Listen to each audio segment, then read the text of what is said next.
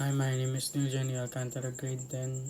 History of early church. In the past, God spread the gospel through courageous witness and the early followers of Jesus.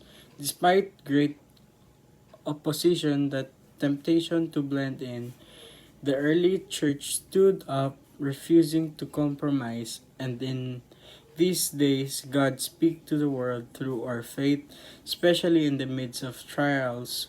We can enjoy our heritage of how have the world was transformed.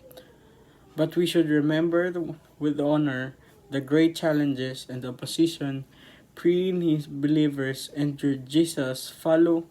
Followers were not killed or merely believing Jesus was good guy. Rather, while their bodies were battered, bruised, broken, and burned, their hands were unbowed to any other gods.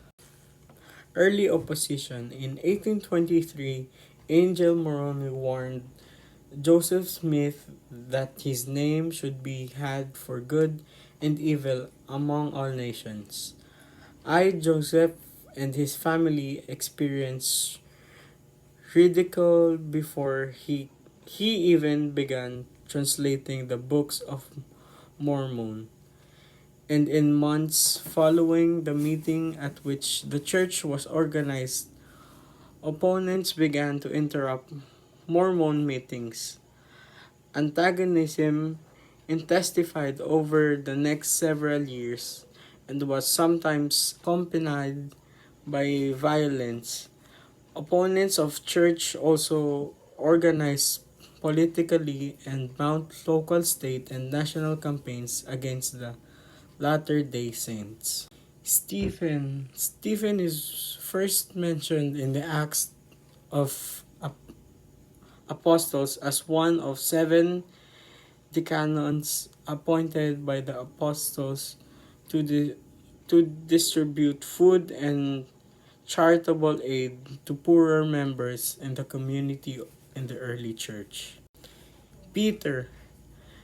Peter's early life. At the time that Jesus' public life, Peter was a grown man. This would this would place his birth sometimes around the end of the first century BC of his early life. We know little except that he came from village Bethsaida in Galilee and that his father was a fisherman.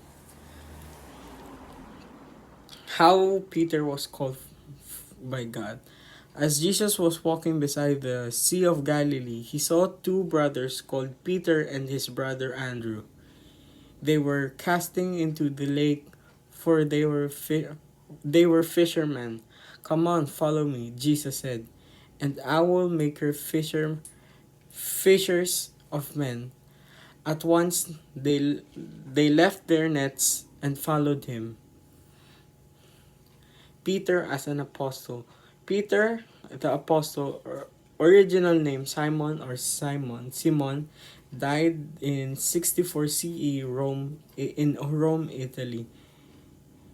Disciple of Jesus Christ, recognized in the early Christian church as the leader of the 12 disciples and by the Roman Catholic Church as the first of its unbroken succession of popes. Paul.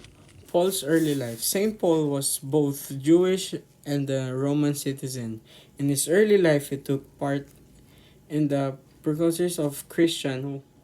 However, on the road of Damascus, he underwent a conversion and became a committed Christian himself. St. Paul is also known as Saul. Ethnically was Jewish, coming from devout Jewish family. Conversion. The conversion of Paul and the apostle was according to the New Testament an event in life of Saul, the apostle that led him to increase persecuting early Christians and to become follower of Jesus. Early ministry. Paul often recalls what he said during his founding visits. He preached the resurrection, resurrection, and lordship of Jesus Christ. And he proclaimed the faith in Jesus guaranteed shared share in his life. Paul's first missionary journey. Paul's first missionary journey is found in Acts 13 and 14. Paul and Barnabas set sail John as their helper from about 46 to 48 AD, and their first stop was Cyprus. Acts 13 records that they made it into the Salamis in Cyprus and proclaimed the word of God in the Jewish Synagogues. Jerusalem Council. The Council of Jerusalem, or Apostolic Council, was held in Jerusalem around AD 50. It is unique among the ancient pre-economical council in that is considered by Catholics and Orthodox to be a prototype and forerunner or later ecumenical eh, council and a key part of Christian ethics. Second missionary journey. While Paul was in Antioch, men were coming and preaching that the Gentiles must be circumcised. So he with other church leaders were appointed to go to Jerusalem to address this issue. After this was settled, Paul proposed a second missionary journey to Barnabas to go visit and strengthen the believers and churches they had planned during the first missionary journey. Paul's third missionary journey. Paul's third missionary journey was a longer trip than the previous two, and he spent his time shoring up to the churches he had planned on his first two journeys. Acts tell us that he spent significant portion of his time in Ephesus, about 2 to 3 years, and while he was there, he encountered some disciples who had not heard the full journey to Rome. Rome, Paul preached here for 2 years under house arrest. He also wrote or letters to the Ephesians, Philippians, and Colossians, and to Timothy and Philemon while imprisoned in Rome. Afterlife. Paul's death are unknown, but tradition told that he beheaded in Rome, thus died, and the martyr of his faith.